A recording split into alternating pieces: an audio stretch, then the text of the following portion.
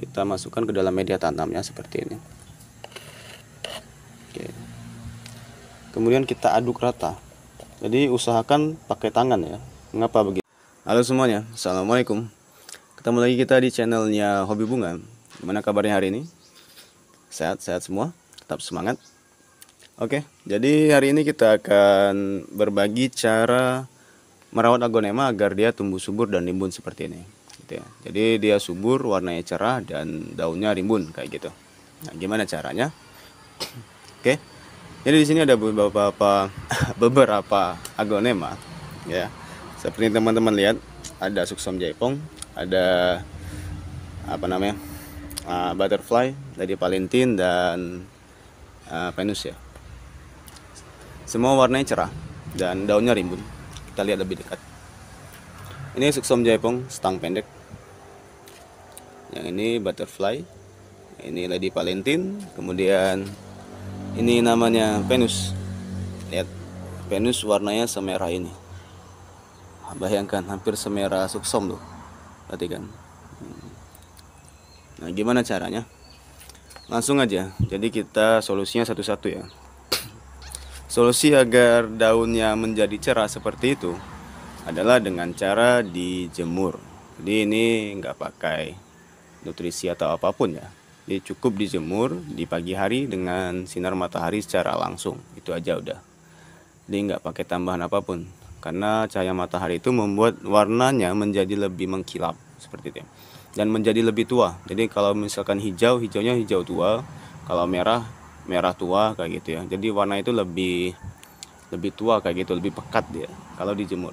Tapi kalau tempatnya terlalu teduh dan kurang cahaya matahari, warnanya akan semakin redup ya, warnanya akan semakin redup dan tidak mengkilap kayak gitu. Jadi kalau teman-teman pengen punya aglonema yang warnanya mengkilap, warnanya cerah, cukup dijemur di pagi hari. Kisarannya ya bisa jam berapa ya, jam 7 kira-kira ya, matahari itu udah lumayan muncul, jam 7 sampai jam 10 lah. Kalau di atas itu udah panas ya gitu. Oke, itu cara agar daunnya mengkilap. Kemudian cara agar rimbun gimana? Nah, cara agar rimbun, yang jelas daunnya itu harus selalu cepat keluarnya. Kemudian daun bawahnya itu nggak mati, kayak gitu logikanya kan. Nah, jadi daun mudanya cepat munculnya dan daun tuanya itu nggak mati. Daun mudanya itu kalau saya perhatikan pengalaman itu biasanya normalnya itu 2 minggu sekali dia muncul daun baru kayak gitu. Dan sebelum daun baru yang terbuka sempurna seperti ini, ya. Sebelum dia terbuka sempurna seperti ini, maka jarum-jarum daun mudanya itu udah muncul di sini. Ini nggak kelihatan ya. Kayak gitu, itu baru namanya sehat. Tapi kalau udah terbuka sempurna kayak gini, tapi belum ada jarum yang muncul daun mudanya, itu artinya dia kurang sehat atau kurang subur. Nah, gimana cara mengatasinya kalau dia kurang sehat atau kurang subur? Dengan cara kita kasih pupuk daun yang jelas. Nah, pupuk daun apa yang kita gunakan? Terserah mau pakai apa. Bisa ganda sildi, bisa gromor, bisa dekastar, bisa NPK Mutiara ya. Kalau saya sekarang lagi seneng-senengnya sama NPK Mutiara, karena memang efeknya itu sangat terlihat, meskipun dengan resiko yang besar kayak gitu. Karena NPK Mutiara kan dia cukup panas ya untuk tanaman hias. Tapi dengan dosis yang pas, dia bisa sangat bermanfaat dan berefek besar bagi kesuburan tanaman. Oke, bagi yang pengen tahu caranya langsung aja. Ini sudah saya siapkan bagi teman-teman semua ya. Jadi nggak penasaran lagi kan caranya. Ini udah saya siapkan. Yang dibutuhkan dalam membuat atau meracik pupuk NPK ini, yaitu tanah biasa, kisarannya setengah pot. Kemudian kita butuh juga sekam mentah atau sekam bakar juga bisa ya, setengah pot kecil. Selanjutnya yang terakhir sudah pasti pupuk NPK-nya ya. NPK 16 16 16. Nah, gimana cara meraciknya? Oke. Pertama masukkan kira-kira 5 gram ya pupuk NPK Mutiaranya. Jadi ini NPK Mutiara saya. Memang biasanya dia harusnya itu bentuknya butiran ya, tapi kalau kena air ya kayak gini. Jadi ini udah kena air, tapi nggak masalah ya. Jadi kira-kira 5 gram pupuk NPK Mutiaranya ini kita masukkan ke dalam media tanamnya seperti ini. kemudian kita aduk rata. Jadi usahakan pakai tangan ya. Mengapa begitu? Tujuannya agar tidak ada gumpalan-gumpalan lagi. Jadi pupuknya benar-benar tercampur rata kayak gitu. Sebab jika masih ada dalam bentuk gumpalan, itu nanti takutnya terkonsentrasi pada beberapa titik saja. Sehingga ketika kita taruh di aglonema, itu ada yang kena banyak dan ada yang nggak kena. Dan yang kena banyak itu artinya dosisnya berlebih dan bisa membuat akarnya menjadi gosong. Gitu. Jadi saya sarankan ketika mengaduknya, usahakan pakai tangan. Jadi dia teraduk benar-benar rata. Kalau takut kotor ya nanti cuci ya, kan nggak masalah. Atau bisa juga pakai sarung tangan kan bisa. Oke, ya. Nah selanjutnya kita tambahkan porosnya, ya. Jadi agar dia tidak terlalu padat, kita tambahkan poros. Bisa sekam bakar, bisa sekam mentah, atau poros jenis lainnya seperti pakis kayak gitu ya. Kita aduk kayak gini.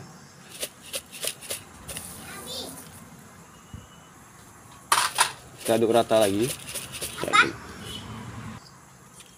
Oke, sampai benar-benar rata.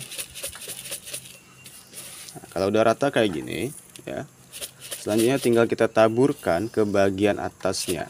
Jadi kita nggak perlu bongkar. Nah ini juga salah satu keuntungannya. Jadi kita nggak perlu bongkar sehingga resikonya semakin kecil. Karena kalau kita bongkar ada resiko agronemanya stres kayak gitu ya, atau gagal adaptasi sehingga dia jadi layu. Jadi kalau kita nggak perlu bongkar maka resikonya semakin kecil. Sekarang kita taburkan kayak gini. Ini suksum jaipong ya. Jadi pertama, kalau dia memang potnya udah penuh kayak gini, ini udah penuh kan, kita kurangi sedikit bagian atasnya kayak gini. Di media tanam bagian atas kita kurangi sedikit untuk menaruh media tanam yang udah kita campur pupuk tadi. Nah, sekarang kita campurkan media.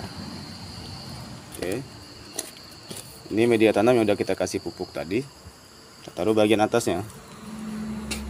Namun kalau bisa jangan sampai dia kena batang ya. Di benar-benar di pinggirannya kayak gini. Perhatikan.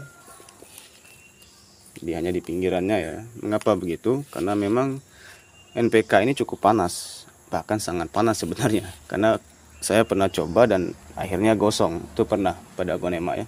Besoknya mati, gosong, layu dah. Oke, udah. Dan nggak perlu terlalu banyak ya. Jadi secukupnya saja. Lihat. Jadi saya taruhnya di pinggiran-pinggiran potnya kayak gini. Nah, tinggal kita siram kayak gitu. Oke, kita taburkan ke tempat lain lagi.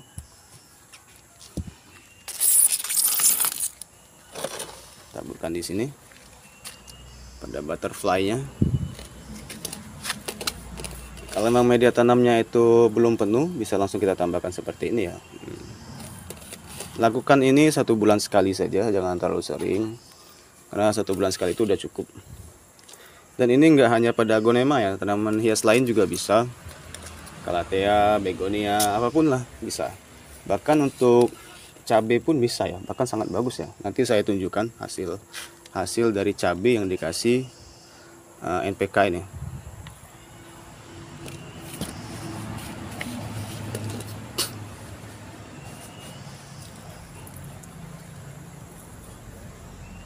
Oke, udah teman-teman ya, ini dia hasilnya. Selanjutnya kita siram nanti ya, siramnya seperti siram biasa. Dan fokusnya ke media tanam, bukan ke atasnya kayak gini. Nyiramnya kayak gini teman-teman. Jadi kita fokusnya ke sini dan sedikit saja. Mengapa sedikit? Kalau bisa airnya itu jangan sampai ngocor tembus ke bawah pot. Dengan begitu pupuk yang ada dalam media tanam itu dia menyebar ke bagian media tanam yang bawah dan enggak terbuang melalui airnya kayak gitu. Jadi sedikit saja. Oke, kalau bisa jangan sampai ngocor ke bagian bawah potnya. Itu tujuannya kita untuk menahan pupuknya agar enggak terbuang percuma ke bawah air, itu maksudnya ya. Jadi sedikit aja. Oke, jadi penyiramannya kayak gitu. Nah teman-teman, nah sekarang seperti kata saya tadi akan saya tunjukkan hasil tanaman lain yang dikasih pupuk NPK. Oke teman-teman, ini dia Ini adalah cabai setan ya kata orang ya. Saya kasih pupuk NPK tadi dan lihat subur sekali batangnya. Perhatikan. Ini masih muda loh. Ini masih muda karena belum punya dahan ya. Ini baru pecah dahannya. Oke, sama kayak ini juga. Bayangkan sesubur ini, tingginya ini udah bukan hampir ya, udah 1 meter lebih. Itulah khasiat dari pupuk NPK, asalkan dosisnya pas. Tapi kalau dosisnya berlebih, tanamannya akan mati. Itu dia bahayanya. Oke teman-teman, dah itu aja. Terima kasih sudah nonton video ini. Jangan lupa klik tombol subscribe, komentar, dan iya, nanti untuk video selanjutnya kita mau bikin apa ya? Teman-teman ada request, silahkan request di kolom komentar ya. Mau tema apa nanti kalau cocok kita bikinin lah. Oke, dan teman-teman, sampai jumpa. Wassalamualaikum warahmatullahi wabarakatuh. Bye bye.